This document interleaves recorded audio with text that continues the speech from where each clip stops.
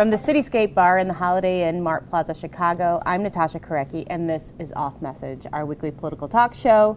This week, we're going to be talking about the upcoming inauguration, first Republican in the governor's mansion in some time.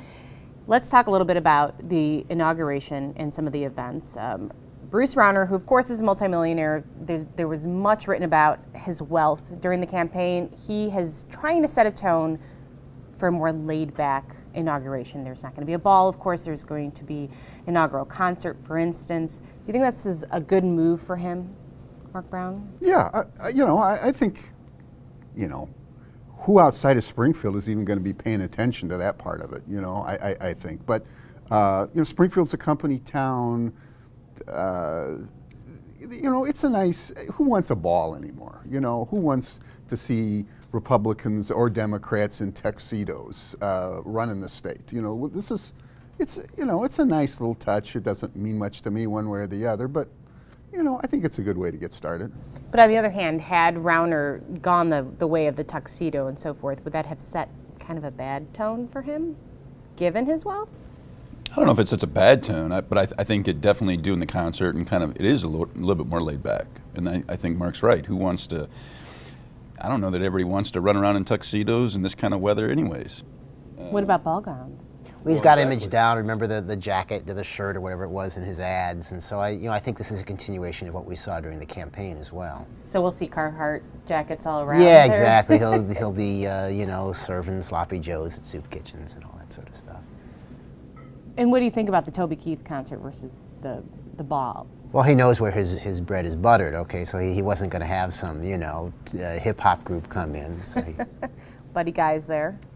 Absolutely. I think it's great. I mean, I think it is a laid-back, more relaxed, but it's, two different genres of music, and I think people will be entertained and going to have a good time. Republicans haven't had a governor for a number of years. There's a lot of reason for folks to be celebrating. So yes, Eric, you've worked with Republicans for quite some time. U.S. Senator Mark Kirk, your Republican strategist. What is the feeling with Republicans right now? I mean, is this like we're finally back? We're reclaiming the Capitol? I think there's a lot of work to be done. I think that these are tough times, and I think that there's a lot of tough decisions that'll have to be made. Governor-elect Rauner wanted to do some big things, and I think he and his team will do that. And I think they're trying to plan now and start off on the right foot come Monday. There's an old New Yorker cartoon that shows a ship just about to go under the waves, and the captain is going over the rail, and there's another mate sailor there, and he says, "Congratulations, you're captain now." And that's kind of the situation we're in. You can't do much of a victory dance. I mean, $105 billion in the hole just for the pension fund. I mean, as Eric said, there's a massive amount of work to be done. And so he really, this is a chance for Rauner to show that he's as good as he says he was. And I sure hope he is. I think it's a quick time to absolutely celebrate the swearing in and then quickly get to work. I think that, they've been doing a lot during this transition time and been very active, and I think that they will continue that, and try to set the tone starting Monday. I mean, they've set the tone already with their transition team, and I'm looking forward to this. I think I think folks should be happy that there's a new governor. We're going to have some changes. So are all these changes these are going to be tough? What do you think is going to be one of his biggest headaches right off the bat? Oh, right off the bat, he's just got to get the state budget under control. He's been left with a terrible mess just for getting through the year. I mean, the state's running out of money, and they didn't budget wisely. Can you imagine? And part of that was I think they were thinking, okay, we'll elect Quinn, and then we'll keep the tax increase, and it'll all work out, maybe. But that didn't work that way, and so now they're going to have to, find another strategy, and Rauner's is stuck being the one to figure it out. And quite honestly, he has not really told us quite how he's going to do it. So, I mean, and I think he's probably going to start moving this first week to do something. Not only are we in a bad situation, but what we need to do is against the law. I mean, that's one of the key things to keep in mind is we can't fix it without changing the law. Plus, you know, the rollback of the tax increase is fatal. I mean, it's something which he has to address somehow. And I mean, it really is. It's like one of those thrillers, except it's about the economy where you see the red numbers ticking down and everything. I mean, we're in a terrible situation. We are in the worst financial condition of any of the 50 states, which is saying something. Well, and of course, in this thriller, there's the main characters are Mike Madigan and John Cullerton, who are Democrats. He's working with a super minority still. What do you make of the $20 million that he puts in? You know, he and Ken Griffin and the RGA. What is that signaling to the General Assembly? Anyone? I'm wondering, well, how is this going to work? He's got this 20. I know Madigan supports candidates, you know, during the campaigns, but now Rauner's got this $20 million that he's going to use to kind of buck up support. So it's like, if you vote for me on this, you know, I'll give you $20,000. I don't. How's this going to work? It's a bribe. He's bribing people. During the campaign. We got Eric now. We got a Republican. Yeah. Let's let. I don't know that it's a bribe. I actually think it's a really smart move. I think it's, you know, something that you've seen in some other states. I think that it'll allow him to push his agenda. You know, he knows that it's going to be a tough road, and I think that there's going to have to be some messaging. There's going to have to, pledging support to different folks and things like that to get some things done.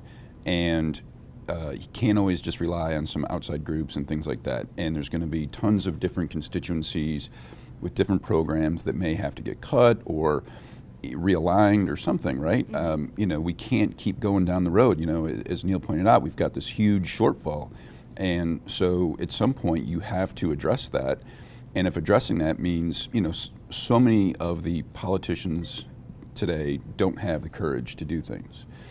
I think Rauner will have the courage to do it, and he'll be able to provide himself cover or provide cover to the folks who he's built a coalition with. What is cover? I mean, what is cover? How does he use that money? I think it's yet to be determined, but it's a significant tool that will definitely help go a long way to trying to accomplish some of the things I think he's going to try to do. I mean, it depends how he uses it. This is the guy who gave $51,000 to Hermine Hartman in her, toss-away weekly rag. So, I mean, you can waste that money, too. It's the curse of the outsider, in a sense. We all want an outsider who comes in who's not beholden to anyone. We saw that ad where his wife said he's not, beholden to anyone. And I was yelling at the TV. That means he has no friends. Okay, and in a sense, the $20 million to me is had he had a career in politics, he's sort of trying to buy the help that he would have normally developed had this actually been his field of. Yes, but I mean, even look at his pick for replacing, Judy Bart Topinka for comptroller. Leslie Munger hasn't held office. Yes, she ran this cycle. She lost, but she's got a pretty extensive business background. She's done a lot of things in her community. And I think that, there were a lot of folks, whether they were legislators or other politicos, who were angling for that position. And I thought it really showed a signal that he's not going to, do things the same way that things have always been done in Springfield or in the state, going with, a political person who's held office for years or, been a big supporter or something like that. He went with somebody who's got a deep business background. And who's somebody who's not going to be totally loyal to him. They don't. There's no chance of them wandering off the reservation. But she seems like a qualified person, and it's off to a decent start. I mean, you bring up a good point that he's, the word is that he's trying to he's not going to put in these political hacks, right, so to speak, in the tops of the agencies, which is the tradition.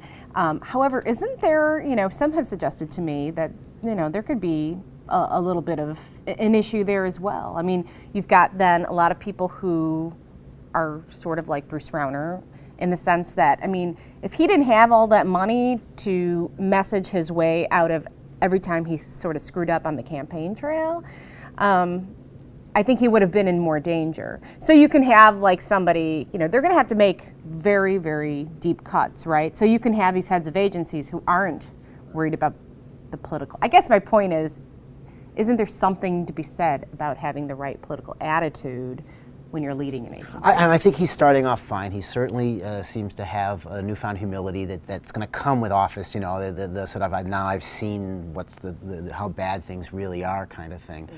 So you know, I was certainly critical of him during the campaign, but now that he's our governor, or will be, you know, in moments, you know, you can't.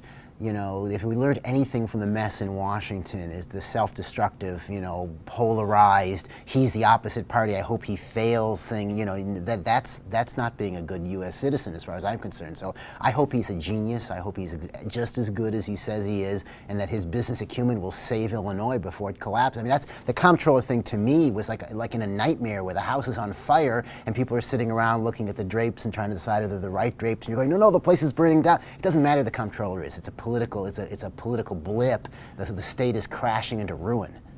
You know, I think the best thing he could do next week is announce that Dick Uihlein, the businessman who has moved some of his companies up to Wisconsin, is going to be moving them back down here. Something along those lines that gets moving this idea that, you know, Illinois really is the place to do business again. I just wanted to talk about Ken Griffin a little bit. He's been a significant part of the fundraising for Rauner. Once again, he's just laid down, was it another $10 or $8 million? Whatever he doesn't give, he's going to lose in the divorce anyway. So, so what's his role? What's his interest, Ken Griffin? He's just a public-minded citizen. No, I really don't know. I think he believes what Bruce Rauner believes, and he, as far as how government ought to stay out of the way of business, and I'm sure that's it first and foremost. I don't think he's a guy looking for state contracts, that's for sure. Right, but he is going to get some kind of, he's going to certainly have influence in this administration. I don't know why he'd want to do anything in the administration. I mean, he's doing pretty well in the private side. You know, the most important thing is having a state that's competitive. You know, I think there's a lot of folks who are looking to move. You mentioned Uihlein. I think there's tons of folks, different companies that are looking to move out of state because it's just not competitive to do business here. And quickly, what do you make of the, you know, Mike Madigan's decision this week to get behind this comptroller? I know what you think about that issue, but is that, you know, so Mike Madigan had been sort of on the fence about the special election that Pat Quinn wants in the special session. Now he's saying yes, I'm behind this legislation. Is this just a parting gift for Quinn, or does this not bode well for, you know, Rauner-Madigan relations? Because Rauner certainly made it clear he did not want this. Well, it is a distraction for everybody. For Rauner, you know, nobody wants this to get in the way of well, maybe somebody does want it to get in the way of the things, of the important stuff that has to be done. And I don't think it's any parting gift to Quinn. Nobody much cares what he thinks anymore. But so, you know, Democrats, I mean, there's a good public policy argument that we ought to have an election in 2 years because we already have one scheduled. And why should an appointee serve for 4 years? I mean, so Madigan's about good public policy. Oh no, I was going to say that's cincy. No, and that might be coincidental. But okay, yes. Can we do a quick fire round of how you think Madigan, Rauner, and Cullerton? What do you predict for the first year? First year, I think they get along. I think they try to work well together.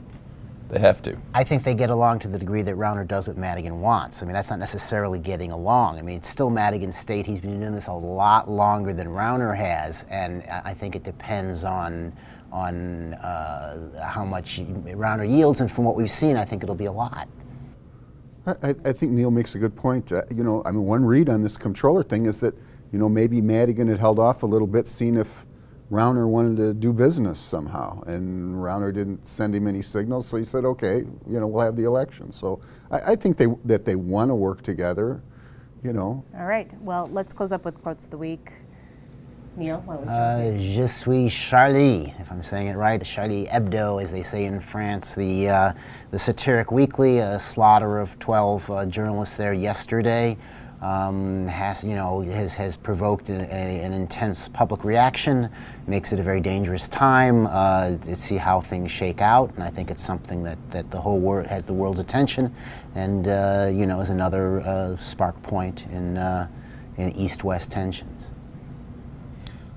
The quote I was looking at even this morning: no matter what they do, I'll get to work, address the needs of the state, fully prepared to run a campaign in 2016 from Leslie Munger, the new comptroller, or going to be the new comptroller. And I think that's good, trying to set a good tone. And I think that, the state has had so many fights and it's been up in arms and so had so many problems. We've got to start figuring out a way to accomplish some things and stop the fighting.